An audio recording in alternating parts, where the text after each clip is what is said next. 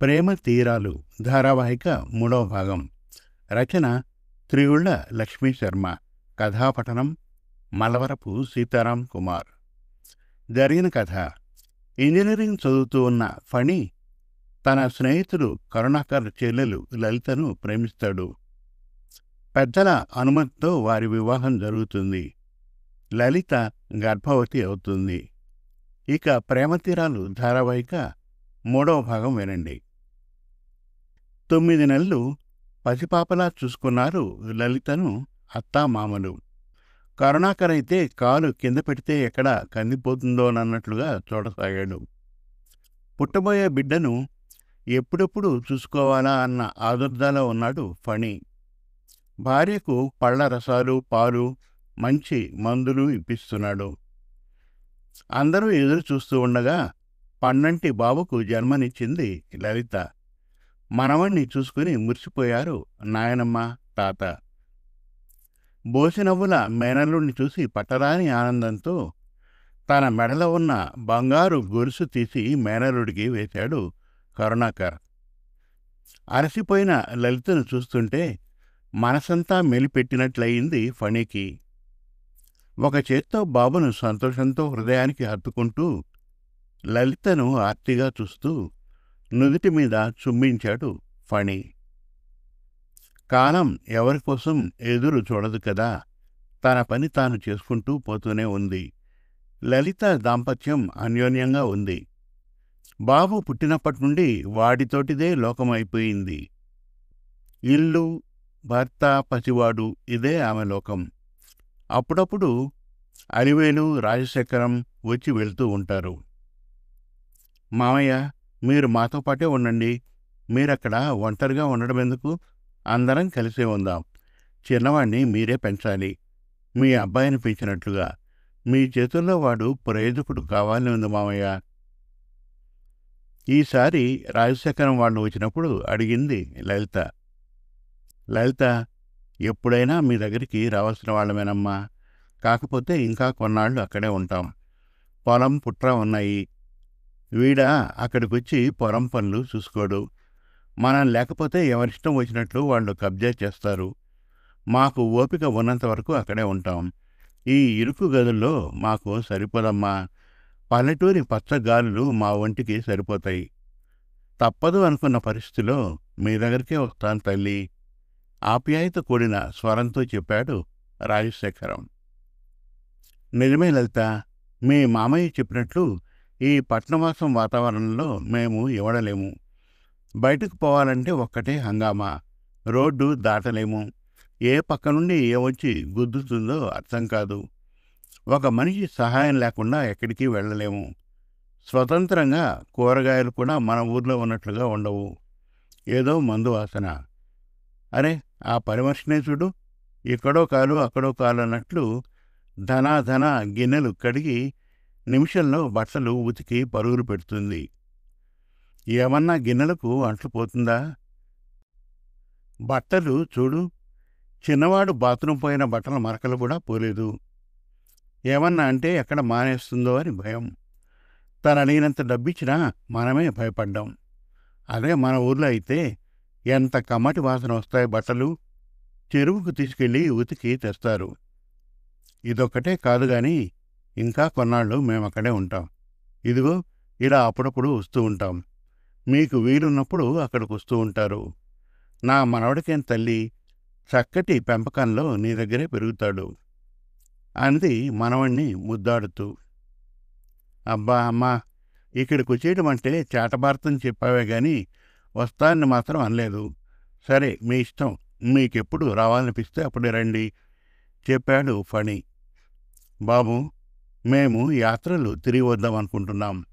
మన ఊరి నుండి బస్సు తీస్తున్నారట. అక్కడ అంతా మాలాంటి వాళ్లే, అన్నీ వాళ్లే చూసుకుంటారట. భోజనం, టిఫిన్ పెడతారట. మనిషికి 15,000 తీసుకుంటున్నారు. మేము వెళ్దామనుకుంటున్నాం. ఏమంటావు? అడిగాడు కొడుకును. అదేమిటి అలా అడుగుతున్నావు? సంతోషంగా వెళ్ళండి, డబ్బులు నేను కడతాను. కానీ జాగ్రత్తగా వెళ్ళిరండి. ఎక్కడా డబ్బుల కోసం ఇబ్బంది పడకండి. మీకు ఓపిక ఉన్నప్పుడే కదా వెళ్ళగలుగుతారు. ఎప్పుడు బయలుదేరుతున్నారు? ఒంటరిగా ఎక్కడికి వెళ్ళకండి. అమ్మను చెయ్యి పట్టుకొని నడిపించండి జాగ్రత్తని చెప్పాడు ఫణి. సరేలేరా, నేనేం చిన్న పిల్లననుకున్నావా ఏంటి? మీ నాన్నకంటే నేనే బాగా నడవగలను. వచ్చే వారమే వెళ్దామన్నారు. అందుకే ఒకసారి మనవణ్ణి తృప్తిగా చూసుకుని మీతో పాటు వారం రోజులు కలిసి ఉందామని వచ్చాము. యాత్రల నుండి తిరిగి వచ్చాక ఓపిక ఉంటుందో ఉండదో, మనవడితో మళ్ళీ ఇలా ఆడుకుంటామో లేదో అలసిపోయి వస్తాం. మనవడికి కితకితలు పెడుతూ నవ్వుతూ అంది.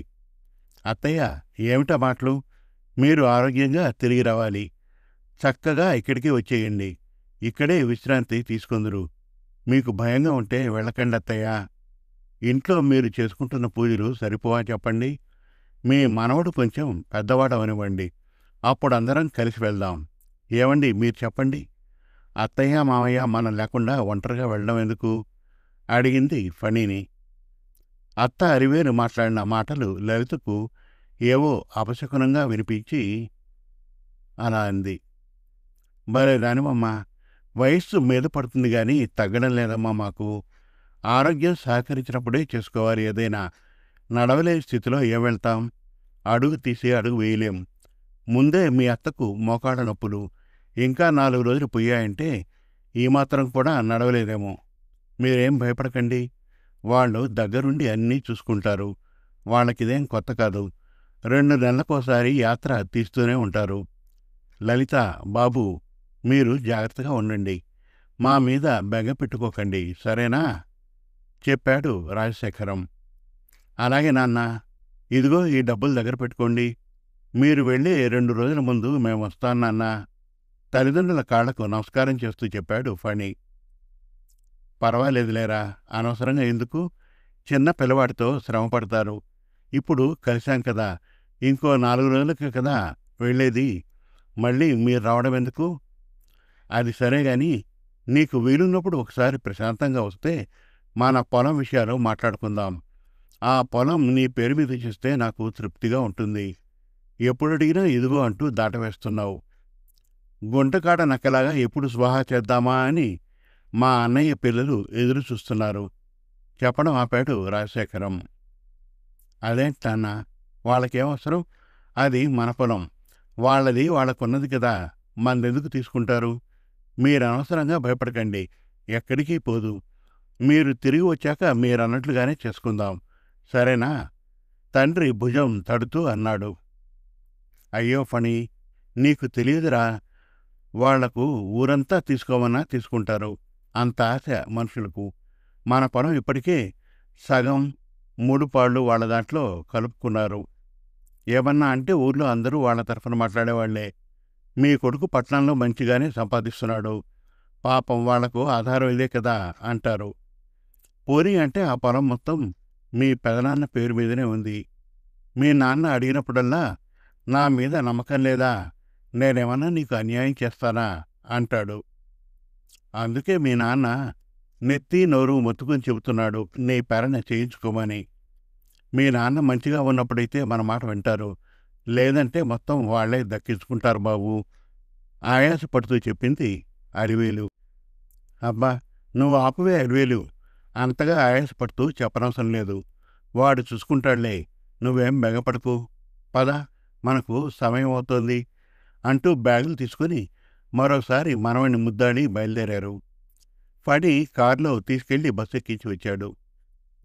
ఏమండి, ఈసారి ఎలాగైనా సరే మీరు ఊరికి వెళ్ళి ఆ పొలం పనులు ఏదో ఒకటి చేసుకుని వచ్చారంటే మామయ్యకు బెగపోతుంది. ఇక వాళ్ళు అక్కడున్నా ఇక్కడున్నా ఒకటే కదా, పెద్దవాళ్ళు అవుతున్నారు. మనతో పాటుగా ఉంటేనే మంచిది. పల్లెటూరులో పెద్ద హాస్పిటల్ ఉండదు. ఏ ఇబ్బంది అయినా మనం వెళ్ళాలంటే గబుక్కున వెళ్ళలేం. ఎంత లేదన్నా రాత్రి వెళ్తే గాని ఏ ఉదయమో దిగుతాము. అందుకని వాళ్ళు తిరిగి రాగానే మీరు ఆ పనిలో ఉండండి, చెప్పింది లలిత భర్తతో. తల్లి తండ్రి ప్రేమకు నోచుకోలేదు. కనీసం అత్త మామలతో అయినా ఉండాలని కోరిక లలితకు. అలాగే లలిత, నువ్వు అన్నట్లు వాళ్ళు మన దగ్గర ఉండడమే మంచిది. ఇన్నాళ్ళుగా నేను ఆలోచించలేదు కానీ నాన్నను చూస్తూ ఉంటే వార్ధక్య ఛాయలు బాగానే కనిపిస్తున్నాయి. తొందరలోనే వాళ్ళను పిలుస్తాను ఇక్కడకు చెబుతూ బాబును ఎత్తుకుని ముద్దాడసాగాడు. ఒకరోజు లలిత, నీకో శుభవార్త. ఫణి ఎక్కడమ్మా? ఉత్సాహంగా వచ్చాడు కరుణాకర్. ఏంటన్నయ్య అంత ఆనందంగా ఉన్నావు? అడిగింది లలిత. నేను చెప్పనా? మీ అన్నయ్యకు పెళ్లి కుదిరిందేమో కదా బావా? అన్నాడు ఫణి లోపల నుండి నవ్వుతూ వస్తూ. సర్లేండి, మీ నోటి పుణ్యమా అని మా అన్నయ్యకు పెళ్లి కుదిరితే మీ నోటి నిండా పంచదార పోస్తాను. ఎంతగా బతిమాలినా పెళ్లి చేసుకోమంటే ససేమిరా ఒప్పుకోవడం లేదు. అమ్మా నాన్న ఉండి ఉంటే ఎప్పుడూ పెళ్లి చేసి 3 పిల్లల తండ్రిని చేసేవారు. నాకు ఆ అదృష్టం ఇవ్వరా, నేనే దగ్గరుండి పెళ్లి చేస్తాను అంటే ఓ పట్టాన సరే అండలేదు. ఇంతకు నువ్వు చెప్పే శుభవార్త ఏంటన్నయ్యా? ఏది, మీరు చెప్పనిస్తేనా? మీరే మాట్లాడుతున్నారు. నాకు పెళ్లి కుదిరిందమ్మా. రాధ అని మా ఆఫీసులోనే పనిచేస్తుంది. ఈ మధ్యనే కొత్తగా వచ్చింది. చూడ్డానికి బాగుంటుంది. నెమ్మదస్తురాలు. కాకపోతే రెండో సంబంధం. మొదటిది మోసం చేసి పెళ్లి చేసుకున్నారట. తరువాత తెలిసి విడిపోయారట. నాకు మాత్రం ఎవరు దొరుకుతారమ్మా చెప్పు? మనకు నా వాళ్ళంటూ ఎవరూ లేరు. ఆస్తిపాస్తులు అంతకన్నా లేవు. వయస్సు చూస్తే 3 పదులు దాటింది. తనంత తానుగానే పెళ్లి విషయం తీసింది. నేను వారం రోజుల సమయం తీసుకొని చెప్పాను. నాకు పర్వాలేదనిపించింది. పైగా నువ్వు రోజు పోరు పెడుతున్నావు. నీ ముచ్చట కూడా తీరుతుందనుకున్నాను. ఫణి, నువ్వు తెలిసినట్లే చెప్పావు. నీకెవరన్నా చెప్పారేంటి మా విషయం? ఆశ్చర్యపోతూ అడిగాడు. అదేం లేదు బావా. మీ చెల్లెల్ని ఆటపడ్డిద్దామని ఊరికే అన్నాను. కానీ అది నిజమనేసరికి నాకు చాలా సంతోషమేసింది. పోనీలే, ఇప్పటికైనా ఓ ఇంటివాడవు అవుతున్నందుకు మాకు ఆనందంగా ఉంది. అదిగో మీ చెల్లెలి ముఖం చూడు. 1000 వోల్టేజ్ బల్బులా ఎలా వెలిగిపోతుందో. లలిత వైపు చూస్తూ చెప్పాడు. మరే, మా అన్నయ్య పెళ్ళంటే ఆ మాత్రం ఉండదేమిటి? అయినా నన్నంటున్నారు, మీకు మాత్రం లేదేమిటి? మంచి మనసుండి నిన్ను మంచిగా చూసుకునే మనిషి అయితే చాలు. తన గతంతో మనకేంటన్నయ్యా? వదినను మాకెప్పుడు పరిచయం చేస్తావు? పెళ్ళి ఎప్పుడనుకుంటున్నావు? అడిగింది కరుణాకర్ వైపు ఆప్యాయంగా చూస్తూ. మీ అన్నా చెల్లెళ్ళు మాట్లాడుకోవడమేనా? నోరు తీపి చేసేది ఉందా లేదా? ఏదో గొప్పగా చెప్పవే నా నోటి పుణ్యమని. ఏది, గుప్పెడు పంచదార పుణ్యానికి వచ్చిందని పోస్తా అన్నావు. అది కూడా లేదు. ఇప్పుడే నన్ను మర్చిపోతోంది. రేపు పెళ్లిలో నన్నేం పట్టించుకుంటుంది? భార్యను వెక్కిరిస్తూ అన్నాడు ఫణి. అవును కదూ, మర్చిపోయాను. ఉండండి, గుప్పుడేం కర్మ.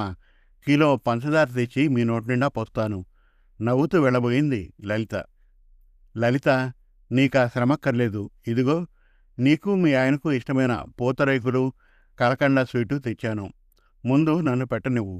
ఫణి, నోరు తెరువు. ముందు నువ్వే తీసుకోవాలి.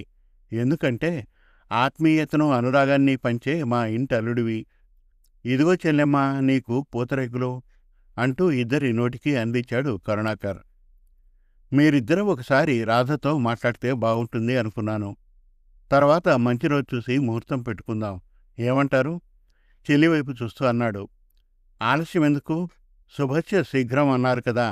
బాబెలాగూ ఇందాకే సెర్లాక్ తిన్నాడు. వాడికి ఆకలి బాధ తీరింది. మనం ఇప్పుడే ప్రశాంతంగా వెళ్ళి రావచ్చు కదా లలిత? అడిగాడు భార్యను. అవునన్నయ్య. ఆలస్యం ఎందుకు? ఏమండి, మీరు బాబుకు చొక్కా మార్చండి. ఈలోగా నేను కాఫీ పెడతాను, తాగి వెళ్దాం. భర్తను పురమాయిస్తూ చెప్పింది లలిత. లలిత, మనం వెళ్ళేది పెళ్లి చూపులకు. కాఫీ అక్కడ తాగుదాం. నువ్వు బాబును తయారు చేసుకునిరా అన్నాడు ఫణి.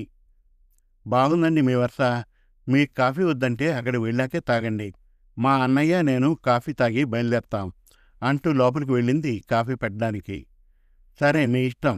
నేనేం పాపం చేశాను? నేను మీతో పాటే కాఫీ తాగుతాను. పదరా బాబు, మనం చొక్కా మార్చుకుందాం. బాబును తీసుకుని వెళ్ళాడు. బాగుందమ్మా మీ చిలిపి తగవులో. ఈ లోపల నేను రాధకు ఫోన్ చేస్తాను మనం వస్తున్నట్లు అన్నాడు నవ్వుతూ కరుణాకర్. మా ఇద్దరికి ఇలా చిలిపిగా అనుకుంటేనే సరదాగా ఉంటుందన్నయ్య. నిజంగా ఫణి చాలా మంచివాడు. నన్ను ఎంత బాగా చూసుకుంటాడో. నాకింతటి అదృష్టం వస్తుందని ఎప్పుడూ ఊహించలేదు. పైలోకాన ఉన్న మన అమ్మ నాన్నల ఆశీర్వాదమేనేమో అన్నయ్య అంది తృప్తిగా. నిజమేనమ్మా. నువ్వే కాదు, నిన్ను చేసుకున్న ఫణి కూడా అదృష్టవంతుడే మీరిద్దరూ సంతోషంగా ఉండడమే నాకు కావలసింది చెప్పాడు కరుణాకర్. అన్నయ్య, నువ్వు చేసుకునే అమ్మాయి కూడా అర్థం చేసుకుని నిన్ను బాగా చూసుకుంటే అంతకంటే కావలసిందేముంది అంది లలిత. ఇంకా ఉంది. ప్రేమ తీరాలు ధారావాహిక 4వ భాగం త్వరలో. మరిన్ని చక్కటి కథల కోసం, కవితల కోసం, వెబ్ సిరీస్ కోసం మన తెలుగు కథలు .com విజిట్ చేయండి. Thank you.